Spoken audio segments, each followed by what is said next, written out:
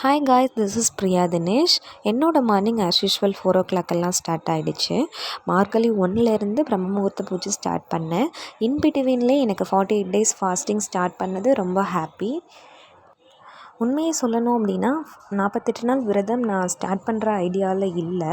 But எனக்கு இருக்கணும்னு ஆசை. என்னோடய ஒர்க் எல்லாமே நான் யோசிச்சுட்டு ஓகே இது நம்மளால் முடியாது, நம்ம நெக்ஸ்ட் இயர் ட்ரை பண்ணலாம் அப்படின்னு ஒரு ஆசோலேஷன்லேயே இருந்தேன். பட் முருகன் என்ன நினச்சாருன்னு தெரியல. December 25 நான் மிஸ் பண்ணிட்டேன். இந்த மாதிரி ஆசோலேஷன்லேயே நம்ம ஒன்ஸ் ஸ்டார்ட் பண்ணிட்டோம் அப்படின்னா அதை கம்ப்ளீட்டாக கொண்டு போகணும் அப்படின்ற ஒரு மைண்ட் செட்டு தான் எனக்கு. அதனால் நான் 25 மிஸ் பண்ணிட்டேன்.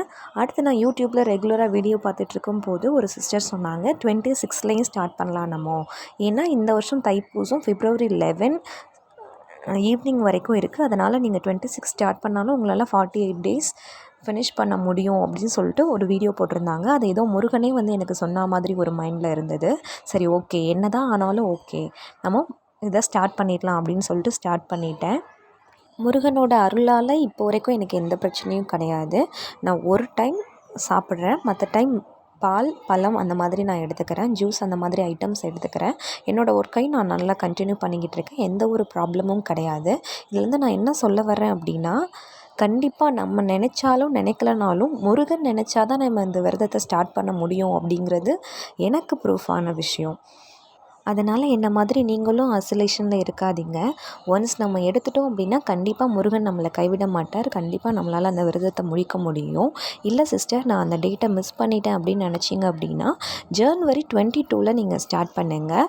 அப்புறம் 21 days நீங்கள் ஃபாஸ்டிங் இருக்கலாம். 48 days மிஸ் பண்ணவங்க 21 days இருக்கலாம். 21 days இருக்க முடியாதவங்க அட்லீஸ்ட் 1 day ஃபாஸ்டிங் இருந்து கூட நம்ம தைப்பூசத்தை கம்ப்ளீட் பண்ணலாம்.